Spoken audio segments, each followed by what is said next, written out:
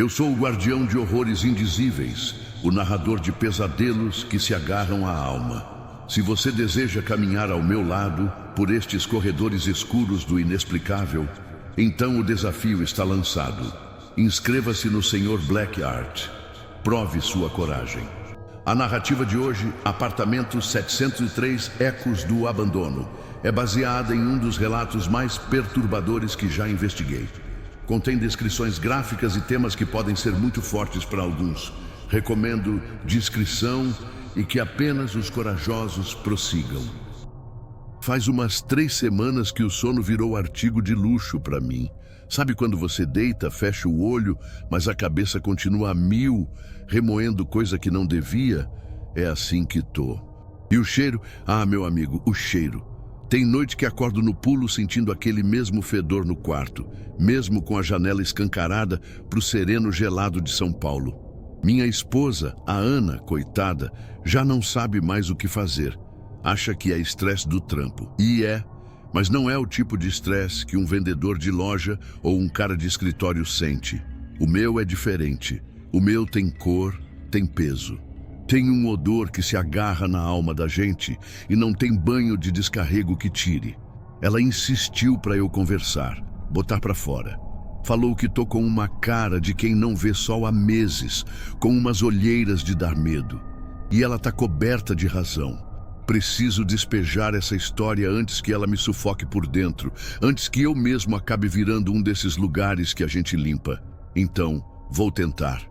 Vou te contar do apartamento 703, o lugar que quase me fez perder o juízo. Tudo começou de um jeito que até parecia mais um chamado na Rigitech Resolve, nome chique que a gente deu para nossa firma, eu e o Beto, meu parceiro de anos nessa jornada ingrata de limpar a sujeira que a morte, o abandono ou a pura loucura humana deixam para trás. Um tal de Seu Antunes, síndico de um prédio antigo, mas bem localizado ali na aclimação, ligou com a voz esganiçada, pingando desespero. Não era um chamado simples. A história era comprida. A inquilina do 703, uma senhora chamada Dona Cecília, vivia lá fazia uma porrada de anos, sempre quieta na dela. Os vizinhos mal a viam. Pagava o aluguel em dia até que, de repente, parou. Simplesmente parou. 1 mês, 2. As cartas de cobrança começaram a voltar. O telefone só chamava e nada. Seu Agenor, o proprietário do apartamento, um senhor já de certa idade, começou a se preocupar de verdade. Mas a lei é a lei, né? Não podia simplesmente arrombar a porta do nada. Tinha contrato, tinha prazo. Ele esperou. Ligou incansavelmente. Mandou notificação atrás de notificação. Meses se transformaram em mais de 1 ano de silêncio absoluto e perturbador vindo do 703. As correspondências se acumulavam na portaria, uma pilha de poeira e esperanças mortas. Só quando o contrato finalmente chegou ao fim e depois de muita papelada e uma suada autorização judicial, é que ele pôde, junto com o síndico, finalmente pensar em entrar no imóvel.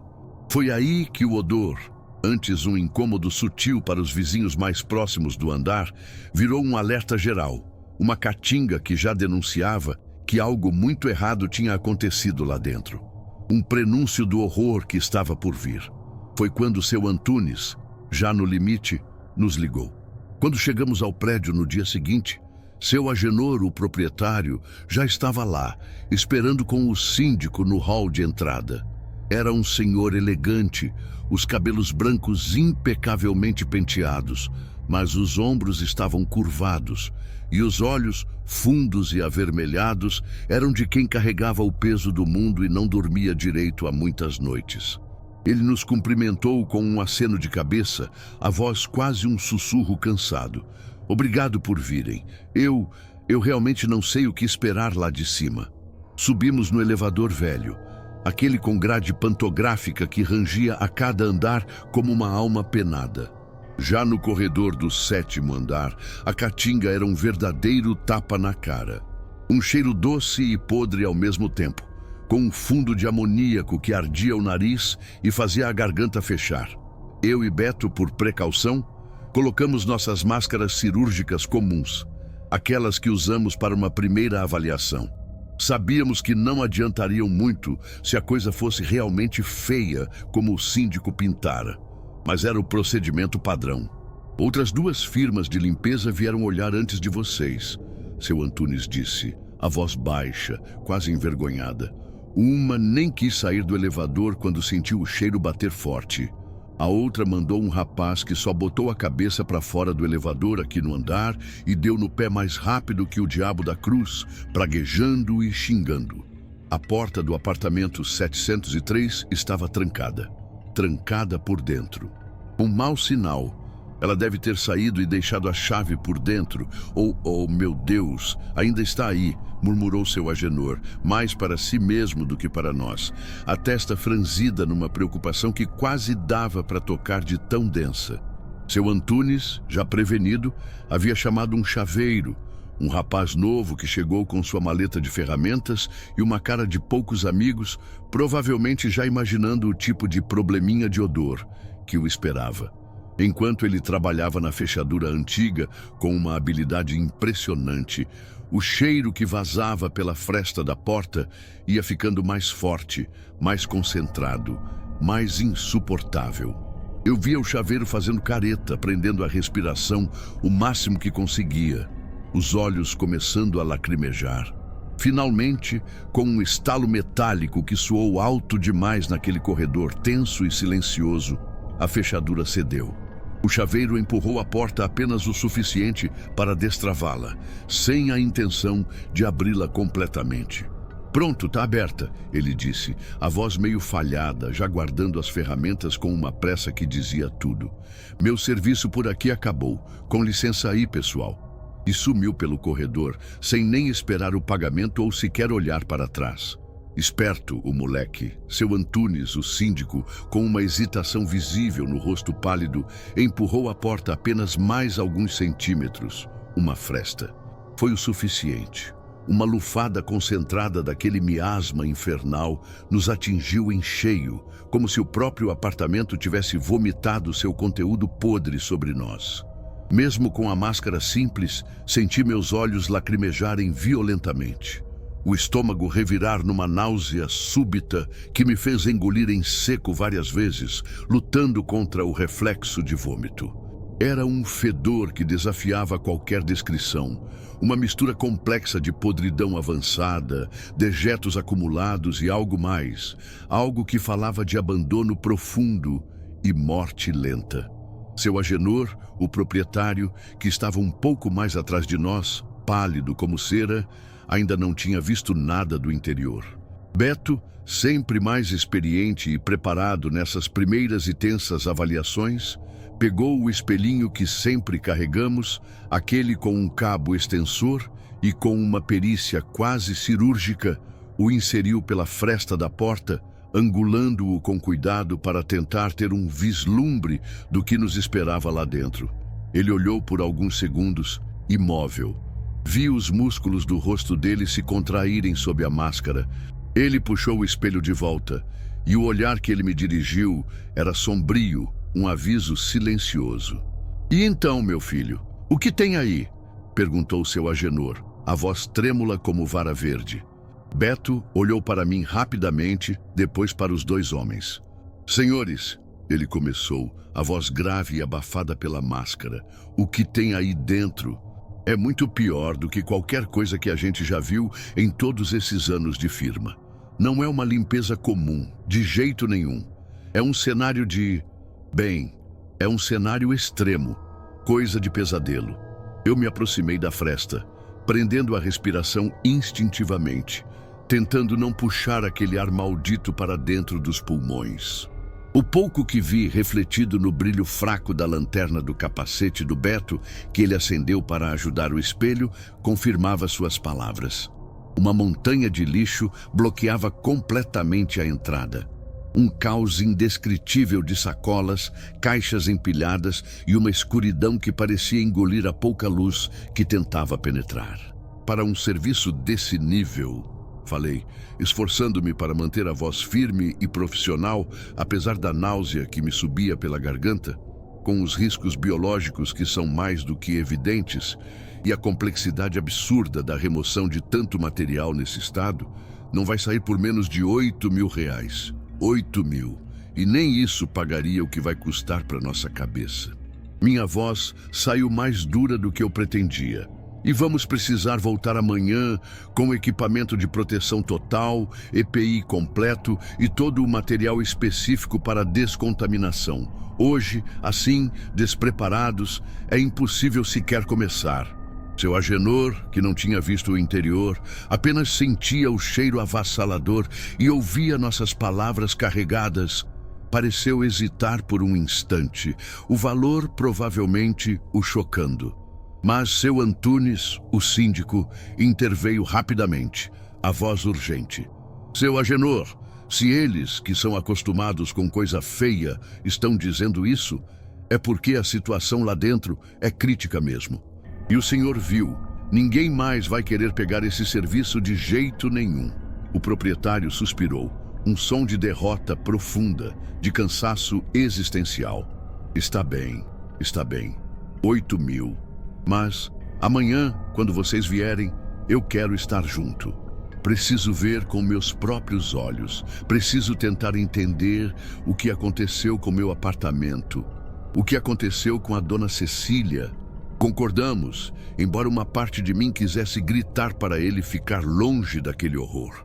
Fechamos a porta do 703, ou melhor, encostamos o máximo que o lixo interno permitia, selando temporariamente aquela visão do inferno. Mas o cheiro, o cheiro, esse já tinha se agarrado em nós, em nossas roupas, em nossa memória. Eu sabia que a noite seria longa e que as poucas e distorcidas imagens que vislumbrara pela fresta, somadas àquele fedor de morte e abandono, voltariam para me assombrar no escuro. Voltamos no dia seguinte, ainda com o cheiro do 703, agarrado em tudo que era poro, em cada fibra da nossa roupa do dia anterior. Era hora de encarar o monstro de frente. Pontualmente às 8 da manhã, a primeira das muitas caçambas de aço já estava estacionada com dificuldade na rua estreita em frente ao prédio. Daquelas azuis, enormes, com o nome da Rigitech Resolve, em letras brancas, já meio descascadas pelo uso pesado e pelos horrores que já tinham carregado. O plano não era Içala. Prédio antigo como aquele, com suas estruturas que já viram mais de meio século de história, não aguentaria o tranco de um guindaste movendo toneladas de entulho pela janela do 7º andar. Não, tudo teria que ser na raça. Saco por saco, balde por balde. Descendo pelo elevador de serviço, que rezamos para aguentar o peso e o cheiro. Ou, mais provável, degrau por degrau pelas escadas de emergência, num trabalho de formiguinha do inferno. Eram esses os pequenos detalhes que faziam os R$ 8.000 parecerem uma piada de mau gosto para nós e uma barganha desesperada para seu Agenor. A gente já sabia, só de olhar a fresta da porta no dia anterior, que seriam toneladas de lixo. 5, 6, talvez muito mais. E cada viagem da caçamba cheia para o aterro sanitário custava os olhos da cara, um rombo no nosso orçamento. No fim das contas, depois de pagar os ajudantes extras que teríamos que contratar para o carrega-carrega e o descarte legalizado do material contaminado, o nosso lucro ia ser quase só o trauma e o cheiro impregnado na alma por semanas, talvez meses. Eu e Beto descemos da nossa velha van, já parecendo 2 ETs em nossos macacões amarelos totalmente vedados, as luvas duplas de borracha industrial subindo quase até os cotovelos, botas de cano alto com proteção extra contra qualquer coisa nojenta que pudesse vazar ou respingar, e as máscaras químicas. Das máscaras, aqueles trambolhos com 2 filtros laterais enormes que te fazem respirar um ar que parece vir de outro planeta, de tão teoricamente filtrado. A gente confia nelas para não levar para casa mais do que o pagamento no fim do dia. Mas o 703 ia testar cada fibra daquela proteção, cada promessa de filtragem até o limite do suportável e do insuportável. Seu Antunes e seu Agenor nos esperavam no corredor do 7º andar. O síndico, um homenzinho miúdo e nervoso, parecia ter envelhecido uma década de um dia para o outro, os olhos fundos e a testa brilhando de um suor frio e constante. Já seu Agenor, o proprietário, tinha a expressão de quem caminhava para o próprio velório, os ombros curvados sob o peso do que estava prestes a testemunhar de verdade. Ambos usavam máscaras cirúrgicas simples, uma proteção irrisória, quase um amuleto inútil diante da caatinga que já se fazia sentir com força ali, mesmo com a porta do 703 ainda encostada. O corredor em si parecia contaminado, o ar pesado, carregado daquele odor agridoce e metálico que anunciava a podridão indescritível do outro lado. "Prontos?" perguntei, a voz saindo abafada e estranha de dentro da minha própria máscara, mais para quebrar o silêncio tenso e carregado do que por esperar uma resposta realmente afirmativa. Seu Agenor apenas assentiu, a garganta visivelmente apertada, incapaz de pronunciar qualquer palavra. Seus olhos fixos na porta do 703 eram os de um homem encarando a ruína completa de suas memórias e de seu patrimônio. Beto e eu nos posicionamos, um aceno de cabeça. Juntos, empurramos a porta do 703. Ela rangeu, um protesto metálico e agourento, resistiu por um instante como se guardasse um segredo terrível demais para ser revelado, e então cedeu por completo, abrindo-se para o interior escuro e fétido. No instante em que a porta se abriu totalmente, o inferno olfativo nos engoliu. Mesmo com as máscaras industriais, o cheiro começou sua invasão sorrateira, implacável. Como o bafo de um animal grande e doente, atingiu nossos rostos. Depois o odor. Ele não era uma coisa só. Era uma legião de fedores. O suficiente para fazer os olhos arderem por dentro da máscara. Um cheiro que eu, em meus anos nesse ramo maldito, aprendera a reconhecer como o da própria morte se desfazendo. Eu já limpei cenas de morte violenta, de abandono de idosos, de suicídios esquecidos. Mas aquilo era diferente. Era um compêndio de todos os odores da decadência, potencializado, concentrado, como se o próprio apartamento tivesse se tornado um organismo podre. Atrás de nós, ouvi um gemido gutural, um som que parecia vir do fundo de um poço de desespero. Seu Agenor. Ele cambaleou para trás, as mãos cobrindo a máscara cirúrgica inútil, os olhos arregalados de puro horror e incredulidade ao vislumbrar a dimensão do desastre lá dentro. A visão que se descortinou, mesmo na penumbra cortada apenas pelas nossas lanternas de capacete, era a materialização de um pesadelo, lixo, do chão ao teto. Em todos os ambientes que a nossa parca iluminação conseguia alcançar a partir da entrada. Uma paisagem surreal de detritos, um mar de sacolas plásticas estouradas, embalagens, caixas e objetos irreconhecíveis, formando ondas e montanhas que engoliam móveis, paredes, tudo. Não pode ser, ele soluçou, as lágrimas escorrendo livremente pelo rosto. Meu apartamento, meus móveis. Eu entreguei tudo novo, tudo arrumado. Como? Como alguém pode viver assim? Como pôde virar isso? Ele apontava para o interior, a voz quebrada pela dor e pelo choque. As cortinas de seda, o sofá que escolhi a dedo. Onde está tudo? Beto colocou uma mão firme em seu ombro. Calma, seu Agenor, a gente vai dar um jeito, mas é melhor o senhor não entrar. Deixa com a gente. Mas ele não ouvia. Estava paralisado, olhando para o que um dia fora seu investimento, agora transformado num monumento à decadência. Eu olhei para Beto. Ele assentiu de volta, o olhar sombrio.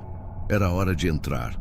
O ar que entrou nos meus pulmões, mesmo filtrado, tinha o gosto da morte. Essa imensidão de sujeira organizada pelo caos de uma mente perdida, isso eu nunca tinha presenciado. Era algo inédito, algo que ia além. Não havia som lá dentro, nem vento, nem bicho, nem voz. Só o nosso respirar pesado e a sensação de um peso esmagador. Havia uma ausência de vida ali que era quase uma presença. Dei o primeiro passo para dentro. O chão cedeu um pouco sob minha bota, um som úmido e nojento, e soube com uma certeza fria que o que íamos encontrar ali nos marcaria para sempre. O apartamento 703 não era só um trabalho. Era uma descida, 7 andares para baixo, carregando saco por saco do que um dia fora uma vida. E o lucro seria a lembrança. E o cheiro, sempre o cheiro. A sala, se é que se podia chamar aquilo de sala, era um labirinto de entulho. Pilhas instáveis de jornais e revistas, agora uma massa compacta e fétida, ameaçavam desabar. Embalagens de comida industrializada, muitas roídas, misturavam-se a restos orgânicos numa fermentação pútrida. O zumbido constante de moscas varejeiras era a única trilha sonora. "Eita porra, Miguel!" Beto exclamou, a voz abafada, enquanto desviava de uma cascata de caixas. "Olha o tamanho dessa desgraça! Isso aqui vai dar um trabalho do cão!" Perto do que fora um sofá, agora um monte de trapos irreconhecíveis, uma pilha de correspondência intocada, amarelada. Um casaco de lã roído sobre uma poltrona soterrada. "Restos de uma vida, parceiro", falei, a garganta seca. "Uma vida que se perdeu aqui." E pensei com um arrepio que não era só sujeira, era o retrato fiel de alguém que desistiu. Com muito esforço e depois de quase 2 horas de um trabalho exaustivo e revoltante, enchendo saco após saco com aquele lixo pegajoso, pesado e fedorento, conseguimos abrir apenas uma passagem estreita, um corredor de menos de 1 metro de largura no meio da sala. Nossas costas já doíam como se tivessem sido surradas, os braços pesavam como chumbo e a máscara, a máscara, parecia cada vez menos eficaz contra a caatinga, que se intensificava a cada camada de sujeira removida, a cada novo foco de podridão exposto. Isso nos permitiu alcançar o que parecia ser a entrada da cozinha. "Caralho, Beto, que nojo do cacete!" falei, parando na entrada precária que tínhamos conseguido abrir, tentando me preparar psicologicamente para o que viria. A pia era uma montanha de louça suja, pratos e panelas cobertos por uma crosta de mofo esverdeado e peludo que parecia ter vida própria, pulsando levemente sob a luz da nossa lanterna. O fogão, uma peça de museu enferrujada e coberta de uma gordura antiga e escura, ainda tinha panelas com um conteúdo irreconhecível, uma massa escura que borbulhava lentamente, não de calor, mas de uma vida microscópica e repulsiva. Um cheiro particularmente azedo e rançoso dominava o ambiente ali, fazendo meu estômago se contrair violentamente. Beto apontou a lanterna para o chão, perto de onde deveria estar a geladeira, cuja porta estava selada por uma crosta de sujeira e lixo, como se estivesse soldada. "Aí, ó, finado número 1, coitado do bicho." Um gato, morto.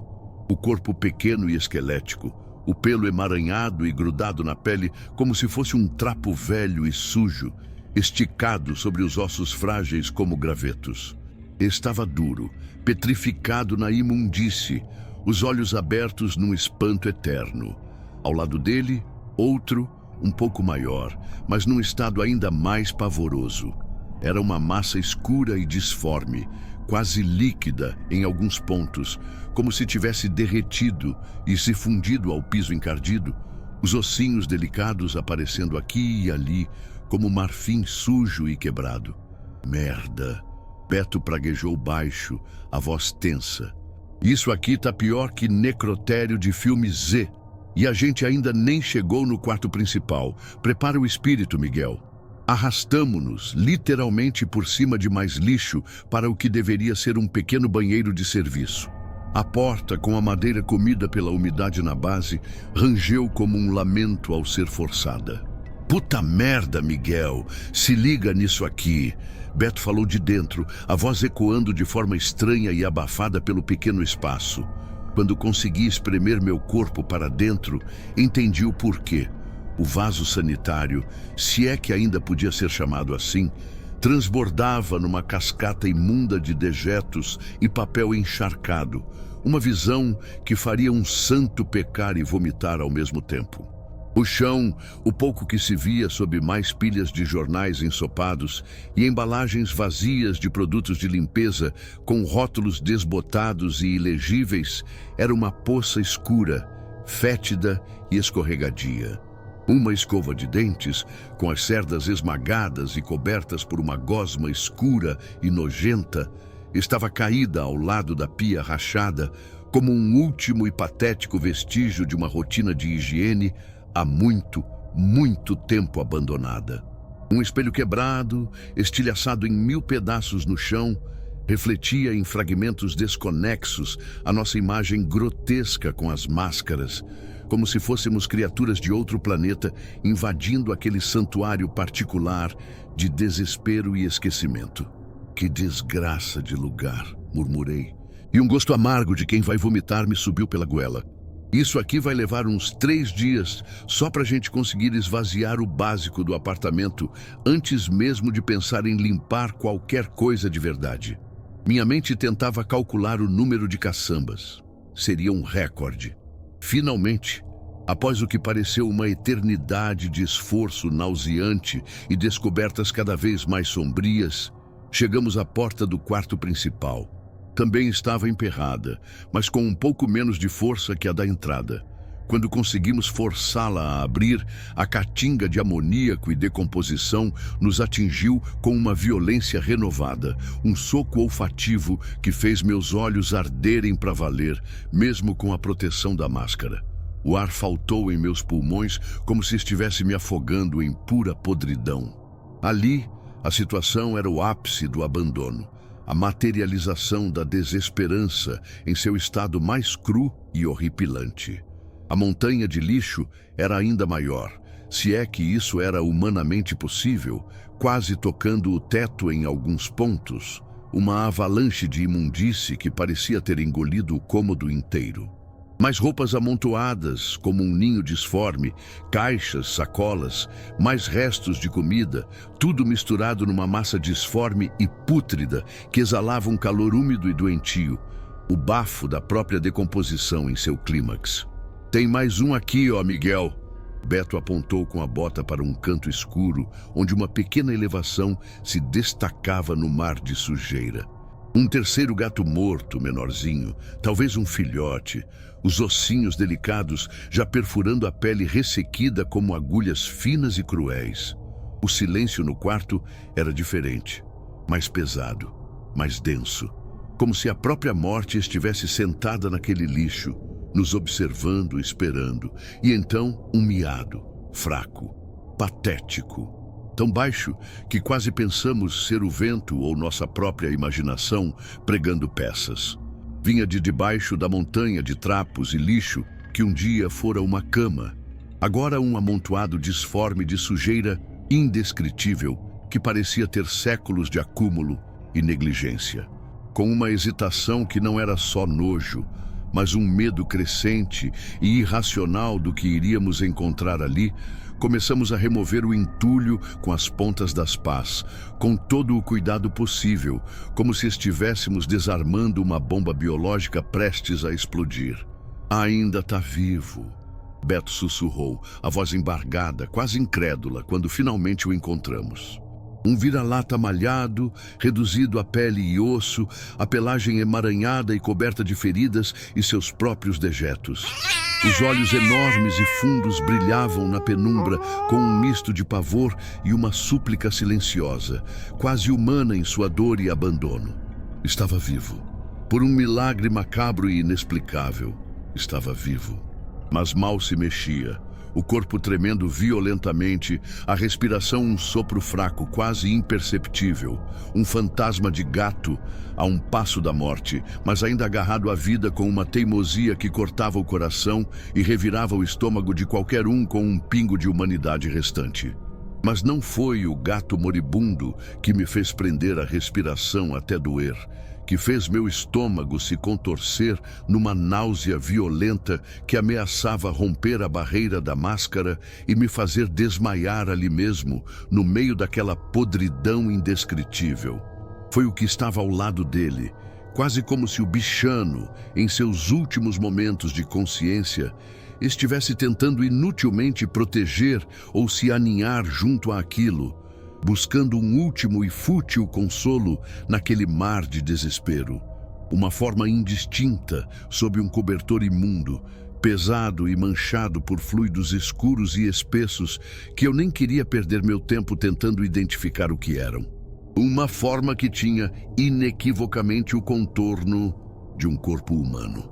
Beto me olhou, os olhos por trás da viseira da máscara arregalados como duas luas cheias, a cor sumindo de seu rosto até ele ficar da cor das paredes mofadas daquele quarto maldito e esquecido pelo mundo. Eu apenas assenti, mudo, o coração martelando no peito como um louco desvairado, a bile subindo pela garganta com um gosto amargo de terror e vômito contido. Era ali, a origem de toda aquela caatinga infernal, daquele cheiro que desafiava todas as máscaras e toda a nossa experiência de anos lidando com o pior da decadência humana. Era Dona Cecília. O apartamento 703 não era só um lugar de sujeira e lixo. Era um túmulo, um mausoléu da solidão em seu estado mais bruto, mais cruel e mais fedorento. E nós éramos as testemunhas tardias dessa tragédia silenciosa. Os coveiros contratados a peso de ouro para revirar os restos de uma vida que se desfez em silêncio, esquecimento e um abandono tão profundo, tão absoluto, que chegava a feder a própria morte encarnada, personificada naquele horror doméstico, escondido atrás de uma porta fechada numa metrópole indiferente. E eu sabia, com uma certeza fria e cortante que se instalava em meu peito e parecia querer me sufocar, que o pior da nossa tarefa, o encontro cara a cara com o que restara de Dona Cecília, ainda estava por vir. Aquela forma sob o cobertor, ela parecia nos encarar e esperar, com uma paciência de morte, uma paciência de séculos de solidão acumulada naquele pequeno inferno particular. Ali estávamos nós, eu e o Beto, parados na soleira do que um dia fora o quarto de Dona Cecília. O ar era uma sopa grossa de podridão, tão denso que a luz das nossas lanternas de capacete lutava para cortar. A montanha de lixo engolia o espaço. O gato malhado, um fiapo de vida naquele inferno, nos olhava com aqueles olhos imensos e assustados, tremendo ao lado da forma coberta pelo cobertor imundo. Aquela forma que tinha, sem sombra de dúvida, o contorno de um ser humano. "E agora, Miguel?" Beto perguntou, a voz abafada e tensa dentro da máscara. "Polícia? Bombeiro? Ou a gente já chama o rabecão direto?" "Primeiro", respondi, a garganta seca como o sertão. "A gente precisa ter certeza, precisamos ver." Eu sabia que era nosso trabalho, mas uma parte de mim, aquela que ainda não tinha virado pedra, queria sair correndo dali. Lembrei da minha avó Maria, nos seus últimos anos, cada vez mais quieta no quartinho dos fundos da casa da minha mãe. A gente visitava, claro, levava umas frutas, umas revistas. Mas a vida corrida da cidade grande, o trabalho, os filhos... A gente sempre acha que tem mais tempo. E a solidão dela, eu vi agora, devia ser uma poeira fina, invisível, que ia se acumulando dia após dia até sufocar. Aquela lembrança me deu um calafrio e uma urgência estranha. "Vamos com cuidado, Beto." Devagar. Avançamos sobre o mar de lixo, um passo de cada vez. O gato malhado não se moveu. Apenas seus olhos nos seguiram, duas brasas de pavor. Chegamos perto da cama. O cobertor estava pesado, úmido, manchado por fluidos de todas as cores e texturas que a decência me impede de detalhar. Beto segurou uma ponta, eu a outra. Um olhar rápido. "No 3?" ele perguntou. Assenti. 1, 2, 3. Puxamos. O que vimos ali, meu amigo, tem imagem que tatua a alma da gente. Dona Cecília. Ou o que a solidão, a doença e o tempo implacável tinham feito dela. Encolhida, quase fetal. A pele, um mapa cinza esverdeado sobre os ossos. O cheiro, naquele instante, tornou-se uma presença física, quase uma entidade, tomando conta de tudo, até de mim. Beto não aguentou. Virou de lado e vomitou com força dentro da máscara. Ouvi o som abafado, horrível. Ele se afastou, tossindo, praguejando entre golfadas. Puta que pariu, Miguel, que desgraça, que desgraça! Eu fiquei ali, paralisado. Não era só sujeira. Era o retrato fiel de alguém que desistiu. Desistiu de viver, de lutar, de ser vista. Foi então que vi, espremido entre o corpo dela e uma pilha de revistas velhas e mofadas, um caderno. Simples, capa dura, azul desbotado. Manchado, as bordas roídas, mas parecia protegido. Uma caneta presa à espiral. Com a ponta da luva, com um cuidado quase reverente, puxei o caderno. Um diário. A caligrafia na primeira página, fraca, trêmula. "Miguel, que porra você tá fazendo?" Beto perguntou, a voz ainda embargada, limpando a viseira da máscara. "Larga isso aí, cara. Vamos ligar para as autoridades." "Calma, Beto, olha isso." Parece que ela escreveu até o fim. Uma necessidade de entender me dominou. Abri na última página com escrita. A data era de quase 2 meses atrás. "Ninguém vem. A dor no peito não passa. Os gatos com fome. Eu também. Cláudio, meu Cláudio. Porque me deixou. Aquele caminhão levou você. Levou minha vida. 15 anos. 15 anos de nada. Só este apartamento e os remédios, que já não fazem efeito, só me deixam esquecida. Os gatos, preciso, mas as pernas, frio." Fechei o caderno. As mãos tremiam, um nó na garganta. Cláudio, o marido, morto há 15 anos, e ela ficou ali, se afogando na solidão, nos remédios. "Achou o que aí?" Beto perguntou, já mais calmo, mas ainda pálido. Mostrei. A história dela, Beto. Um pedaço. Decidimos que eu guardaria o diário. Ligaríamos para o seu Antunes, para a polícia, para quem tivesse que ser. Mas primeiro, o nosso trabalho. Tirar o corpo. E depois, o inferno de lixo. O gato malhado, resgatamos com cuidado. Beto, com aquele jeito de brutamontes e coração de pudim, disse que o levaria para uma veterinária amiga. "Esse aqui merece viver, Miguel. Já viu o diabo de perto." Um fiapo de luz naquela escuridão toda. Os 4 dias seguintes foram uma descida ao inferno particular de Dona Cecília e um pouco ao nosso também. A remoção do corpo foi a parte mais rápida, mas não a menos pesada. A polícia veio, a perícia. Seu Agenor, o proprietário, apareceu no 2º dia de limpeza, o rosto uma máscara de sofrimento. Ele olhou para o que já tínhamos conseguido tirar. Uma montanha de sacos de entulho no corredor, e para o que ainda restava dentro do apartamento. "Eu não entendo", ele murmurou, os olhos marejados para mim e Beto. Ela era uma pessoa tão organizada quando se mudou. O apartamento era impecável. O que aconteceu com ela? Ele olhou para as paredes manchadas de mofo, para o chão que começava a aparecer sob o lixo. Eu falhei com ela, não falhei? Devia ter insistido mais. Não soubemos o que dizer. Às vezes, não há palavras. Toda noite, depois de um banho que esfregava a pele, mas não limpava a alma, eu lia mais um pouco do diário. Cada página era uma facada. Os vizinhos devem sentir o cheiro. Tenho vergonha. Mas a porta emperrou com o lixo. E eu não tenho mais forças para empurrar. Em outro trecho, Mingau morreu hoje. Meu companheiro, enterrei ele debaixo da pilha de revistas perto da janela. Pelo menos ali não está tão frio. A solidão dela era palpável nas palavras tortas. A depressão, uma sombra que a engolia. Os remédios, uma fuga que só a afundava mais. Os gatos, antes um consolo, viraram mais um fardo em sua incapacidade crescente. No 3º dia de limpeza, estávamos no quarto principal, já com boa parte do lixo ensacado. O cheiro ainda uma presença constante, mas a máscara química segurando a pior parte. Estávamos exaustos. Beto remexia uma pilha de roupas velhas e caixas no canto. De repente, um silvo e um vulto. Que porra é essa? Beto gritou, pulando para trás.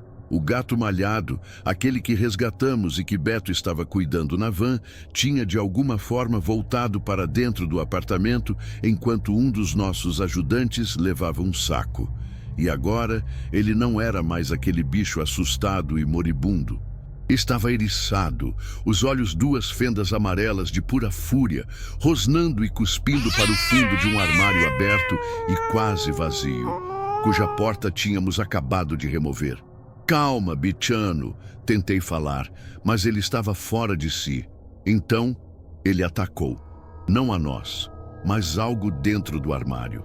Pulou com uma agilidade surpreendente para um animal tão debilitado, as garras para fora. Um miado que era quase um grito de guerra. E de dentro do armário, um barulho, um arrastar. Miguel, tem alguma coisa ali, Beto gritou, pegando um pé de cabra. Iluminamos o fundo do armário e o que vimos fez meu sangue gelar. Entre caixas de sapatos vazias e teias de aranha, um par de olhos, pequenos, brilhantes, um rato. Não, maior que um rato, uma ratazana enorme do tamanho de um gato pequeno, os dentes à amostra, rosnando para o nosso gato herói. O bichano lutava com uma coragem de leão, mas a ratazana era forte. Sem pensar, Beto deu uma paulada com o pé de cabra. A ratazana guinchou e sumiu num buraco na parede do fundo do armário. O gato malhado saiu mancando, um corte na orelha, mas vivo, o pelo ainda eriçado. Filha da puta, Beto ofegou. Quase me mata do coração, desgraçado. Ele olhou para o gato, depois para mim. Esse bichinho tem mais culhão que muito homem que eu conheço. E pela primeira vez em dias, vi um quase sorriso no rosto do meu parceiro. 6 toneladas. Foi o que tiramos do apartamento 703. 6 toneladas de lixo, de vida desfeita, de solidão materializada. O apartamento, agora vazio e ecoando, ainda fedia, mas era um fedor diferente, um fedor de vazio, de ausência. O gato malhado, Beto o levou mesmo para a veterinária. Disse que ia adotá-lo. Chamou-o de Valente. O horror do 703 não era só o lixo, nem os bichos mortos, nem o corpo de Dona Cecília. O verdadeiro horror, meu amigo, era pensar em quantas Donas Cecílias existem por aí. Invisíveis, se afogando em silêncio atrás de portas fechadas, numa cidade que tem milhões de olhos, mas não consegue enxergar a dor do vizinho. E esse cheiro, o cheiro da indiferença, esse sim, eu acho que nunca mais vai sair de mim. Ele é a lembrança constante do apartamento 703 e da Dona Cecília, que o mundo esqueceu, mas que eu, e agora você, infelizmente, jamais esqueceremos. A limpeza do 703 levou 4 dias. 4 dias que pareceram uma eternidade, cavando no túmulo de uma desconhecida. Beto, mesmo sendo casca grossa, sentiu o peso. A gente quase não conversava, só o barulho das pás, dos sacos de lixo sendo arrastados e o nosso respirar pesado dentro das máscaras. O gato, o Valente, como Beto o apelidou, foi o primeiro a sair dali, levado direto para a veterinária. Um pingo de esperança no meio daquele mar de podridão. Seu Agenor, o proprietário, depois daquele primeiro dia de choque, não teve mais estômago para voltar. Deixou tudo por nossa conta. Só queria o apartamento de volta, limpo de toda aquela miséria. Toda noite, depois de chegar em casa e passar quase 1 hora no chuveiro tentando, em vão, tirar o cheiro impregnado na pele, eu pegava o diário de Dona Cecília. As mãos ainda doíam do esforço do dia. A cabeça latejava com as imagens e os odores, mas eu precisava ler, precisava entender. Era como se, ao conhecer a história dela, eu pudesse dar algum sentido àquele horror todo, ou talvez, só talvez, aplacar um pouco da minha própria angústia. Abri o diário na primeira página com escrita. A caligrafia no início era firme, quase alegre. Contava de um tal Cláudio, o marido, pequenos detalhes do dia a dia deles. Mas aí, a data fatídica, o acidente de caminhão, a perda, Uma entrada, algumas semanas depois da morte do marido, dizia: 15 anos hoje que você se foi, meu Cláudio. Não, espera, 15 dias, parecem 15 anos. Esta casa ficou grande demais, silenciosa demais. Acho que é a única pessoa neste prédio que ainda sabe que eu existo. Fechei o diário. Um nó na garganta. Aquelas poucas linhas já carregavam um universo de dor. Eu precisava levar aquilo comigo. Precisava entender o que tinha acontecido com Dona Cecília, que tipo de inferno silencioso ela tinha vivido ali, sozinha, por tanto tempo. Ela começou a falar dos gatos. Primeiro um, que encontrou na rua, magro e assustado. Depois outro, e mais outro. Eram sua única companhia. Traziam um pouco de som para o silêncio esmagador. Mas a depressão, aquela sombra que ela mencionava como uma visita indesejada que resolveu morar junto, ia minando suas forças. Hoje não tive ânimo para descer com o lixo. Deixei o saco no canto da cozinha. Amanhã eu levo. Mingau, um dos gatos, não gostou. Ficou miando para a porta. O amanhã nunca chegava. A pequena pilha no canto da cozinha, eu imaginei, virou uma montanha. A preguiça, que nasce da tristeza, virou um monstro que a engoliu. Os remédios controlados, antes um alívio para a agonia no peito, como ela escrevia, tornaram-se uma névoa que embaçava seus dias, seus pensamentos. O médico aumentou a dose. Disse que vai ajudar, mas agora durmo demais e quando acordo não sei se é dia ou noite. Às vezes esqueço de comer. Os gatos me lembram, eles têm fome. Eu também, mas uma fome diferente, uma fome de sumir. Havia momentos de lucidez, de uma clareza dolorosa sobre sua própria decadência. Tentei arrumar o quarto hoje. As roupas estão por toda parte, um cheiro estranho vindo do banheiro. Preciso limpar. Mas as pernas não me obedecem. O corpo pesa 1 tonelada. Havia momentos de lucidez no diário, de uma clareza dolorosa sobre sua própria decadência. Eu relia as palavras sobre a morte de Mingau, o sofrimento daquele gato que ela tanto amava e a culpa que ela carregava. Sou uma péssima mãe de gatos e aquilo me esmagava. Mas o diário revelava ainda mais sobre o abismo em que ela havia caído, sobre seus dias finais. Cada palavra era um soco no meu estômago. Eu, que entrara naquele apartamento como um profissional frio, que vira apenas lixo e podridão, agora via a história de uma mulher. Uma mulher que amou, que sofreu, que lutou do seu jeito e que no fim foi engolida pela própria dor e pelo esquecimento do mundo. A última frase do diário era um arranhão quase ilegível, a caneta falhando, como se a própria vida dela estivesse se esvaindo junto com a tinta. Ninguém vai sentir minha falta, só os gatos. E talvez nem eles mais. O frio. É tanto frio, Cláudio. Você vem me buscar? Fechei o diário. As lágrimas que eu não chorei no apartamento agora escorriam pelo meu rosto, quentes, silenciosas.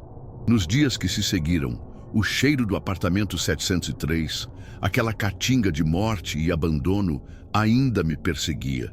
Vinha em lufadas, do nada no meio do supermercado, no ônibus, no silêncio do meu próprio quarto. E eu lembrava de Dona Cecília, da sua solidão, do seu fim terrível. Uma noite, sem conseguir dormir, liguei o computador. Uma curiosidade mórbida, uma necessidade de entender se aquilo era um caso isolado, um pesadelo único. Comecei a pesquisar. Morte solitária em apartamento. Acumuladores. Limpeza pós-morte. O que descobri me gelou a alma mais do que o próprio apartamento. Vi reportagens, artigos, até uns vídeos curtos, meio documentais, sobre o que acontece em alguns países da Ásia, Japão, Coreia do Sul. Lá, eles têm até um termo específico para isso: morte solitária. Apartamentos descobertos semanas, às vezes meses depois, com seus moradores transformados em, no que Dona Cecília se tornou. E empresas especializadas exatamente como a nossa, mas numa escala muito, muito maior, lidando com essa tragédia silenciosa todos os dias, como se fosse uma indústria. No começo tentei me convencer. Ah, isso é coisa de lá, outra cultura, outro jeito de viver. Mas quanto mais eu lia, mais eu via os sinais se repetindo aqui mesmo na nossa cara. O isolamento crescendo nas nossas próprias metrópoles. A vizinhança que mal se cumprimenta, cada um trancado em seu próprio apartamento, em sua própria bolha. As famílias se desfazendo, os laços cada vez mais frouxos. Os idosos sendo esquecidos em asilos ou em suas próprias casas, invisíveis para a correria do mundo lá fora. Aquilo que eu e o Beto vimos no 703 não era um monstro de outro mundo, uma aberração única. Era um espelho sombrio do nosso. Um futuro que, eu temo, está chegando de mansinho, como um cheiro ruim que a gente só percebe quando já tomou conta da casa inteira. E a gente, aqui no Brasil, com nosso calor humano, nosso jeito festeiro, talvez esteja apenas começando a sentir as primeiras e mais cruéis catingas dessa modernidade que nos isola. É por isso que estou te contando isso, meu amigo. Porque o horror do apartamento 703 não acabou quando eu e o Beto fechamos a porta daquele lugar finalmente limpo, vazio e asséptico. Ele continua lá fora. Ele continua aqui dentro de mim. E pode estar mais perto de cada um de nós do que a gente imagina. O verdadeiro horror, no fim das contas, não é o lixo ou a decomposição. É o espelho da nossa própria indiferença. E toda vez que aquele cheiro volta à minha memória, sei que não é o lixo que me persegue, é o silêncio dos esquecidos. E assim, com o cheiro da indiferença ainda pairando no ar, encerramos o relato do apartamento 703. Uma história que nos lembra dos horrores silenciosos que podem estar acontecendo ao nosso lado. O que essa história despertou em você? Deixe seu comentário abaixo. Quero saber sua opinião e suas reflexões. E se você sobreviveu a esta descida ao abismo e quer mais, não se esqueça de conferir outros relatos aqui no Sr. Black Art. Deixe seu like se esta história te impactou e se ainda não é inscrito, junte-se à nossa legião. Até o próximo mergulho na escuridão.